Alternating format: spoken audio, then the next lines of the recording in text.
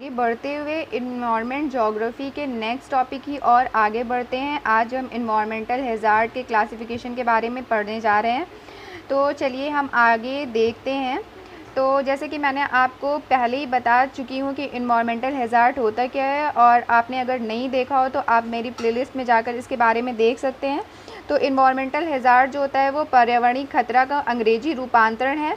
पर्यावरणीय खतरा एक प्रकार का खतरा है जो कि रासायनिक, जैविक या भौतिक एजेंटों के परिणाम चल रहे हैं, मानव गतिविधियों से उत्पन्न होते हैं। तो फ्रेंड्स, मैंने पूरी अच्छे से एक्सप्लेन आपको पहले ही कर रखा है कि इन्वायरमेंटल हैज़ार्ड होता क्या है। तो चलिए हम इसके आज जो क्लासिफिकेशन है उसके बारे में देखते हैं। तो जो इन्वायरमेंटल हैज़ार्ड है उसको अगर हम नॉर्मल क्लासिफिकेशन देखें तो जो मतलब एक प्राकृतिक खतरा होता है और एक मैन मेड खतरे जो होते हैं, मानव द्वारा निर्मित खतरे जो होते हैं, उनमें क्लासिफाइड कर सकते हैं। लेकिन एक स्टैंडर्ड वे में अगर हमें इसे क्लासिफाई करने के लिए आता है क्वेश्चन, तो हम देखते हैं कि इसको हम किस टाइप से क्लासिफाई कर सकते हैं। तो पर्यावरण खतरा जो होता है उसको हम 4 टाइप में क्लासिफाई किया जा सकता है। पहला जो होता है रासायनिक, दूसरा भौतिक, तीसरा जैविक और मनोसामाजिक आता है। तो चलिए हम रासायनिक खतरों में देखते हैं। तो रासायनिक खतरे जो होते हैं उसमें तंबाकू, धूम्रपान, मिट्टी प्रदूषण, कीटनाशक, पेट में लीड और भारी धातुओं DDT, ये सब इसमें शामिल किया जा सकता है। तो फ्रेंड, जो रासायनिक खतरे जो होते हैं वो मतलब थोड़े टाइम के लिए भी आ सकते हैं और बहुत ज़्यादा टाइम के लिए भी ये आ सकते हैं। ये रासायनिक कारणों से उत्पन्न होते हैं जो कि पर्यावरण के लिए भारी नुकसान पहुंचाते हैं। तो जैसे कि हम देख सकते हैं कि जो तंबाकू है वो मार्केट में चलता रहता है, लेकिन तंबाकू से बहुत ढेर सारे लोगों को कैंसर वगैरह की समस्या का सामना करना पड़ जाता है। तो इसलिए तंबाकू जो है वो कहीं ना कहीं हम लोगों के लिए खतरा है। धूम्रपान जो है वो तंबाकू से ही संबंधित है। तो आप लोग धूम्रपान के बारे में भी जानते होंगे। मिट्टी का प्रदूषण, जैसे कि हम लोग बहुत ढेर सारी जो भी प्रदूषित चीज़ें जो हैं वो मिट्टी में मिला रहे हैं, जैसे कि बहुत ढेर सारे कीटनाशक जो हैं या फिर बहुत ढेर सारी जो हम लोग उर्वरक वगैरह को मतलब जो रासायनिक उर्वरक वगैरह हैं उनका प्रयोग मिट्टी में कर रहे हैं, जिसकी वजह से मिट्टी जो है वो प्रदूषित होती जा रही है। जिसके कारण क्या है कि जो हमारे पेड़ पौधे से उत्पन्न अनाज है वो भी एक तरीके से प्रदूषित अनाज है और वो हमारे पेट में जाकर नाना प्रकार की बीमारियां उत्पन्न कर रहा है। तो फ्रेंड्स, आजकल ऑर्गेनिक कृषि जो है उसका ट्रेंड फिर से आ गया है, क्योंकि मिट्टी के प्रदूषण को कम करने के लिए और लोग अपने स्वास्थ्य को अच्छा करने के लिए ऑर्गेनिक कृषि को अपना रहे हैं। तो फ्रेंड्स, आगे हम देखते हैं पेट में लीड, ये जो कि बहुत ही ट्रेंडिंग टॉपिक रहा है कि आज के 1-2 साल पहले मैगी को लेकर ये उठा था कि मैगी में जो है वो लीड की मात्रा जो है वो काफ़ी अधिक पाई जा रही है। फिर इसकी जांच वगैरह हुई, उसमें पता चला कि नहीं, मैगी में जो लीड है वो नहीं है, या फिर उसका मात्रा जो है वो कम कर दिया गया है, वो फिर से मार्केट में बिकना स्टार्ट हो गई। तो एक तरीके से ये भी खतरा था। भारी धातुओं और DDT, ये इसके कुछ एग्जाम्पल्स मैंने यहाँ पे लिखे हैं। तो अब फ्रेंड्स, हम भौतिक खतरे के बारे में देखते हैं। तो भौतिक खतरा जो है वो सूखा, भूकंप, बाढ़, कोहरा, प्रकाश और ध्वनि हो सकता है। तो जो भी इलाके जो हैं जहाँ पर सूखा आता है, जैसे कि हम अपने बुंदेलखंड रीजन के बारे में बात करें तो ये भी एक तरीके का खतरा है, क्योंकि पानी का जो लेवल है वो काफ़ी ज़्यादा कम हो जाने के कारण वहाँ की जो भूमि है वो धीरे धीरे बंजर होती जा रही है। तो वो एक सूखा जो है ये खतरा है। भूकंप जो है, जैसे कि मैंने पहले बताया था आपको कि माइनिंग वगैरह काम जो है वो बहुत तेज़ी से बढ़ने के कारण भूकंप जो है वो उत्पन्न हो रहे हैं, जो कि हमारे लिए खतरे हैं। भूकंप से काफ़ी ज़्यादा नुकसान हम लोगों को झेलना पड़ सकता है।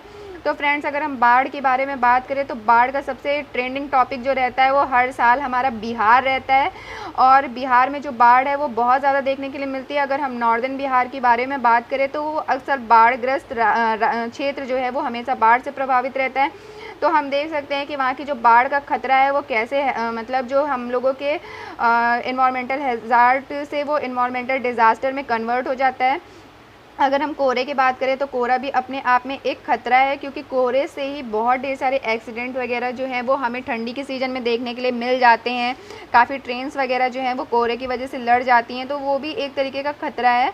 और प्रकाश जो है, जब बहुत ढेर सारी मात्रा में सूर्य से हमें ऊर्जा प्राप्त होना स्टार्ट हो जाती है तो ये नाना प्रकार की स्किन डिजीज़ेज़ वगैरह के फॉर्म में उभर कर आती हैं।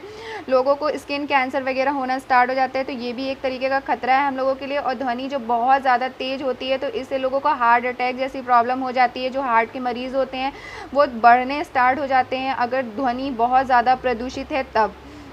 अब हम जैविक खतरों के बारे में बात करते हैं। तो जैविक खतरे में हैजा आता है। जैसे कि बहुत प्राचीन समय में हम देखते हैं कि मतलब अगर हम 1 दशक पहले की बात करें तो हैजा जो थी वो काफ़ी मतलब ट्रेंडिंग बीमारी थी। लोगों को अपना गांव पूरा छोड़कर जाना पड़ जाता था, क्योंकि हैजा जो था वो चूहे से होता था, और चूहा जो था वो मतलब सबके घरों में पाया जा रहा था, तो पूरे के पूरे गाँव इसमें समाप्त हो जा रहे थे।